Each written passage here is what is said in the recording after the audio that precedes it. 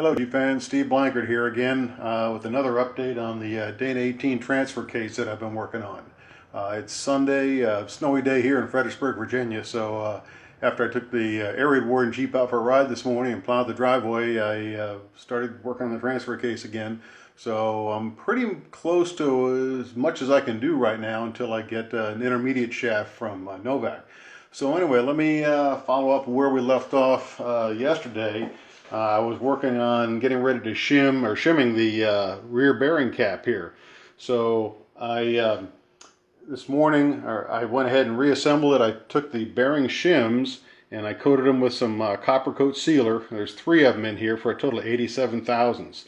And I torqued them, assembled the whole emergency brakes assembly on it, torqued the bearing cap down to 30 foot-pounds, and I measured my end play, and I've got about 5.5 thousandths of end play on that, which is good. I started out with 4 thousandths before I put the copper coat on. I knew that would grow it a little bit, so I'm pretty happy with 5.5 thousandths end play. That's well within the spec. So then I started assembling the other things. I got the seals put in at both ends, and I showed you the seal driver I made yesterday. That worked great. Set them right in. I'm using that double lip seal with the machine bushing behind it to space a little bit. Put a little sealer on the gasket that goes behind the seal, and then put some seal around the outer edge of the seal also. And then on the splines, when I put the yokes in, I used a little bit of RTV on the yokes themselves. It's the only place in the transfer case where I've used RTV. I'm really not a big fan of it because it can break loose and things, but I did use a little bit on the splines. Now, once I got it all assembled, got the parking brake on, I got the yokes in place, I wanted to show you my monkey wrench here. This is what I use, and it works really good for holding the yoke so I can tighten the big nut here in the back and at this end also. So this is a monkey wrench that I have, not to be confused with a pipe wrench. It's got flats, just flat jaws on it, and it fits perfectly onto the sides of the yoke. So this one I happen to have a bar welded at the other end for extra leverage, and it works really good for holding the yoke in place while I'm tightening down the nuts. I torqued the front one to 110. The rear one, I couldn't quite get it torqued. I just couldn't hold, without any help, I couldn't hold the wrench and hold the transfer case and get it torqued all at the same time. So I'll have to wait to get some help over here to hold this end down, and I can get this end torqued. If it's installed in the vehicle, then you can torque it. You can lock the gears and torque it.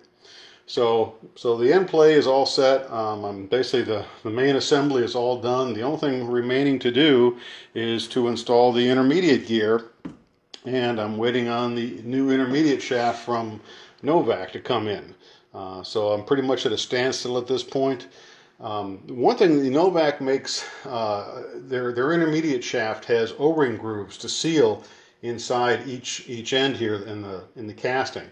So I've got the O-rings that go in it, but I just don't have the shaft yet. But I'd like to hear from anybody who's used those the O-ring intermediate shafts. If it's been successful for you, chime in the comments. Let me know. I'm kind of curious to see how well it works.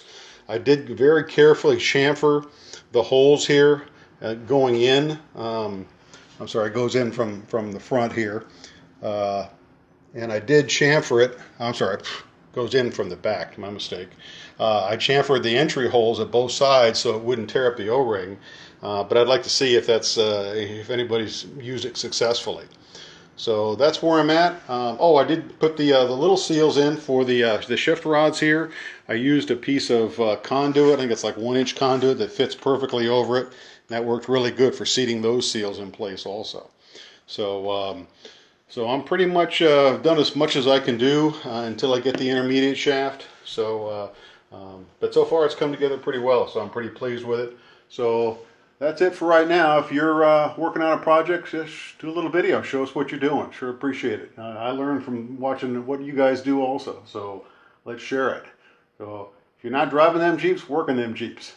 All right, take care.